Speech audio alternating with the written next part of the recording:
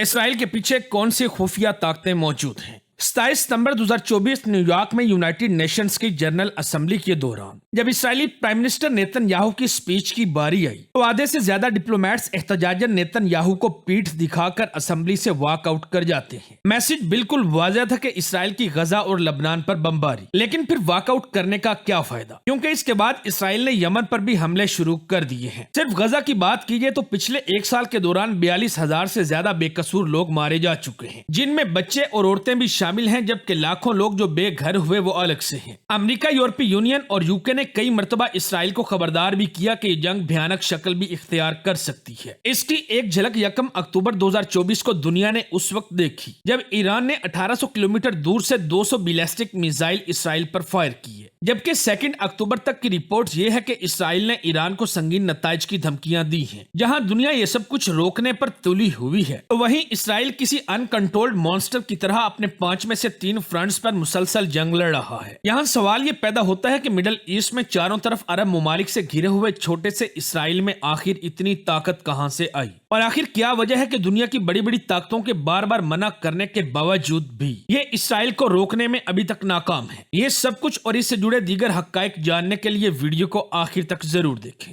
ناظرین، اسرائیل کی اصل طاقت سمجھنے کے لیے ہمیں تھوڑا سا موجودہ صورتحال کے بارے میں جاننا بے حد ضروری ہے۔ اسرائیل اور فلسطین کا مسئلہ تو تب سے چل رہا ہے جب ان دونوں کا کوئی وجود بھی نہیں تھا۔ اس مسئلے کی اصل جڑ کیا ہے؟ اس وقت صورتحال یہ ہے کہ فلسطینیوں کو اسرائیل نے دھکیل کر ایک چھوٹی سی پٹی تک محدود رکھا ہوا ہے، جس کو غزہ اسٹرپ کہتے ہیں۔ یہ علاقہ صرف 360 اسکوائر کلومیٹر کے ایریا پر پھیلا ہوا ہے، جہاں سے نہ نکلنا آسان ہے اور نہ ہی اس کے اندر جانا۔ ایک طرف میڈیٹرینین، ایک طرف ایجپٹ، تو 2 سائڈوں پہ اسرائیل موجود ہے۔ یہاں صرف ضرورت کی اشیاء جاتی ہیں، وہ بھی تب جب اسرائیل چاہتا ہے۔ اسی وجہ سے انٹرنیشنل کمیونٹی کا یہ ماننا ہے کہ غزہ اسٹرپ دنیا کا سب سے بڑا اوپن ایئر پریزن ہے۔ غزہ اس وقت حماس کے کنٹرول میں ہے، جو کہ ایک ملیٹنٹ ونگ ہے۔ پچھلے سال اکتوبر میں جب حماس نے اسرائیل پر ہزاروں راکٹس فائر کیے تو اس کے نتیجے میں اسرائیل نے جو جوابی کارروائی شروع کی وہ ابھی تک چل رہی ہے۔ اس کا سب سے زیادہ نقصان غزہ کی لوکل آبادی کو ہو رہا ہے، جو نہ چاہتے ہوئے بھی اس جنگ میں دھکیلے جا رہے ہیں۔ 42,000 سے زیادہ لوگ مارے جا چکے ہیں، جن میں بچے اور عورتیں بھی شامل ہیں۔ ہزاروں لوگ بے گھر ہوئے اور زخمی اتنے کی گنتی کرنا بھی مشکل ہے۔ غزہ جو کہ کبھی ایک پرسکون اور پرامن شہر تھا، اب لاکھوں ٹن ملبے کا ڈھیر بن چکا ہے۔ اسرائیل کا کہنا ہے کہ یہ سب انہوں نے حماس کے ملیٹنٹ ونگ کو ختم کرنے کے لیے کیا ہے اور آگے بھی کرتا رہے گا، مگر سوچ کر یہ بات ہضم نہیں ہوتی کہ غزہ جس کی 2017 میں آبادی 5 لاکھ کے قریب تھی، ان میں سے 42,000 لوگ یعنی کل آبادی کا 8.5% ملیٹنٹ ونگ کیسے ہو سکتا ہے؟ اسرائیل کے حملوں سے بچنے کے لیے غزہ کی لوکل آبادی کے پاس صرف ایک ہی راستہ بچتا ہے کہ یہ غزہ کو چھوڑ کر لبنان میں پناہ لے لیں۔ جی ہاں، وہی لبنان جہاں آج کل اسرائیل کی ایئر سٹرائکس چل رہی ہیں۔ لیکن یہ کام بھی اتنا آسان نہیں ہے۔ پہلے ایجپٹ سے ریڈ سی کے ذریعے جارڈن میں انٹری کرنی پڑتی ہے، اور پھر وہاں سے سیریا اور آخر میں لبنان میں حزب اللہ کا کافی زیادہ اثر و رسوخ ہے، جو کہ ایرانی حمایت یافتہ گروپ ہے، اور یہ گروپ غزہ میں حماس کی مدد بھی کرتا ہے۔ سوال یہ پیدا ہوتا ہے کہ آخر یہ حزب اللہ ہے کون؟ 1980 میں لبنان میں سول وار کے دوران اسرائیل نے ساؤتھ لبنان پر قبضہ کر لیا تھا۔ اسرائیل سے مقابلہ کرنے کے لیے وہاں ایک آرمڈ گروپ ابھر کر سامنے آیا جسے حزب اللہ کا نام دیا گیا۔ اس گروپ نے اسرائیل کو لبنان سے باہر دھکیلا، اور تب سے لے کر یہ لبنان کا ایک پاورفل پولیٹیکل اور ملیٹنٹ ونگ ہے۔ ایکسپرٹس کا یہ کہنا ہے کہ یہ گروپ لبنان کی آرمی سے بھی زیادہ پاورفل ہے، جس کو ایران کی سپورٹ حاصل ہے۔ جب سے حزب اللہ کا وجود ہوا ہے تب سے لے کر یہ اسرائیل کے لیے خطرہ بنا ہوا ہے، اور ہر آئے دن ان کی جھڑپیں ہونا ایک معمول بن چکا ہے۔ لیکن پچھلے سال غزہ پر حملوں کے بعد سے حزب اللہ نے کھلم کھلا فلسطینیوں کا ساتھ دینے کا اعلان کیا تھا۔ اب یہاں پر اسرائیل کے لیے ایک نئی مصیبت کھڑی ہو گئی، کیونکہ غزہ پر حملے کرنا تو آسان تھا، لیکن اب ان کو لبنان میں حزب اللہ کو بھی جواب دینا پڑ رہا ہے۔ تو اب یہاں پر لبنان میں ڈائریکٹلی اٹیک کرنے کے لیے اسرائیل کو کوئی بڑی وجہ چاہیے تھی۔ ایکسپرٹس کا ماننا ہے کہ اسی وجہ سے انہوں نے پیجر اٹیکس پلان کیا۔ ہوا کچھ یوں کہ 17 اور 18 ستمبر 2024 کو حزب اللہ کے 3,000 سے زیادہ پیجرز اور ریڈیو سیٹس ایک ساتھ پھٹ پڑے۔ حزب اللہ نے اس کا الزام اسرائیل پر لگایا اور ساتھ ہی اسرائیل پر کئی راکٹس بھی فائر کیے۔ اسرائیل کو جس موقع کی تلاش تھی وہ اس سے مل چکا تھا۔ اسرائیل نے اگلے دن ہی ساؤتھ لبنان پر ایئر سٹرائکس شروع کر دی، اور یوں ہزاروں لوگ اپنے گھر چھوڑنے پر مجبور ہو گئے۔ اس آپریشن میں حزب اللہ کے کمانڈر حسن نصر اللہ کی موت واقع ہو گئی، جبکہ دوسری طرف اگر دیکھا جائے تو دنیا بھر کے ممالک نے مڈل ایسٹ کی اس سچویشن کو مزید خراب ہونے سے پہلے لڑائی کو ختم کرنے کے لیے بھی بھرپور کوشش کی ہے اور کئی ممالک نے اسرائیل کو کافی زیادہ کرٹیسائز بھی کیا ہے۔ مدد کی بات کی جائے تو دنیا بھر سے غزہ کے رہنے والے لوگوں کے لیے ایڈ بھی اناؤنس کی گئی۔ صرف یو ایس کی بات کریں تو 30 ستمبر 2024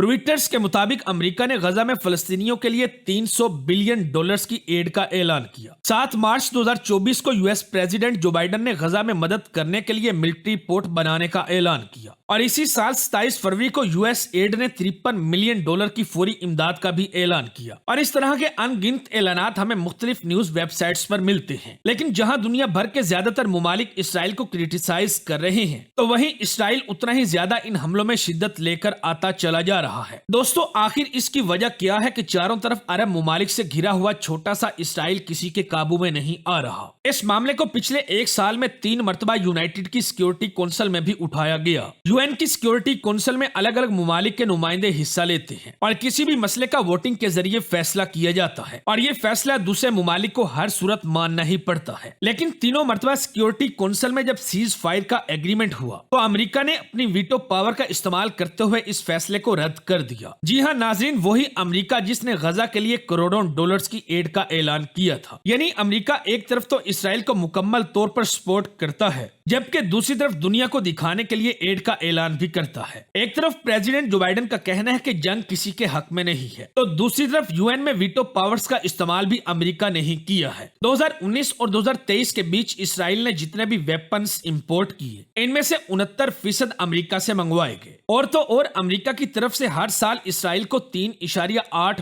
بلین کی ملٹری ایڈ بھی دی جاتی ہے۔ یہ ساری انفارمیشن پبلکلی طور پر موجود ہے۔ دنیا کا یہ کہنا ہے کہ امریکہ غزہ پر حملے روکنے کی بات تو کرتا ہے، مگر دوسری طرف اسرائیل کو بھرپور سپورٹ بھی کرتا ہے۔ یہی وجہ ہے کہ جنگ ختم یا کم ہونے کی بجائے بڑھتی ہی چلی جا رہی ہے، تو آنے والے وقت میں مڈل ایسٹ میں کوئی بھیانک شکل بھی اختیار کر سکتی ہے۔ لیکن یہاں ایک اہم سوال یہ پیدا ہوتا ہے کہ آخر امریکہ ایسا کر کیوں رہا ہے؟ اس سوال کے جواب کی کڑیاں مذہب سے جا کر ملتی ہیں۔ یو ایس کے ویٹون کالج کی ایک ریسرچ کے مطابق امریکہ میں آبادی کا ایک بہت بڑا حصہ، تقریباً 35 سے 40% لوگ ایسے ہیں جو بائبل پر پورا یقین رکھتے ہیں اور اس کو فالو بھی کرتے ہیں۔ ان میں سے بہت سارے لوگوں کا ماننا ہے کہ اسرائیل کا بننا بائبل کے عین مطابق ہے۔ امریکہ میں ایک تنظیم ہے جس کا مقصد اسرائیل کی حفاظت اور یہودیوں کے لیے آواز اٹھانا ہے۔ اس تنظیم کو کوفی کہا جاتا ہے، یعنی کرسچنز یونائٹڈ فار اسرائیل۔ پوری دنیا میں اس تنظیم کے 10 ملین ممبرز موجود ہیں، جس میں امریکن پولیٹکس کے کافی بڑے بڑے نام بھی شامل ہیں۔ کرسچنز کے اس گروپ کو زائونسٹ بھی کہا جاتا ہے۔ یاد رکھیں کہ کرسچینٹی ایک الگ مذہب ہے اور جیوش الگ، جبکہ زائونزم ایک ایسی پولیٹیکل موومنٹ ہے جو اسرائیل کے حق میں کام کرتی ہے۔ تو اس طرح معلوم ہوتا ہے کہ امریکہ کی اسرائیل کو سپورٹ کرنے کی کوئی ایک نہیں بلکہ بہت ساری وجوہات ہیں، جن میں سب سے آخری مڈل ایسٹ میں امریکہ کی سپورٹ ہے۔ امریکہ کو مڈل ایسٹ اور ساؤتھ ایشیا میں ایک وفادار پارٹنر کی ضرورت ہے، اور یہ پارٹنر اسرائیل کے علاوہ بھلا اور کون ہو سکتا ہے؟ حالانکہ مڈل ایسٹ میں جنگ ختم کرنا کوئی بڑا مسئلہ نہیں، کیونکہ عرب ممالک یہ چاہتے ہیں کہ فلسطینیوں کو ان کا الگ وطن دیا جائے، لیکن اسرائیل کو 2 اسٹیٹ سولوشن کسی بھی طور پر قابل قبول نہیں۔ ویڈیو اچھی لگے تو دوستوں کے ساتھ فیس بک، واٹس ایپ اور دیگر سوشل میڈیا سائٹس پر بھی شیئر کریں۔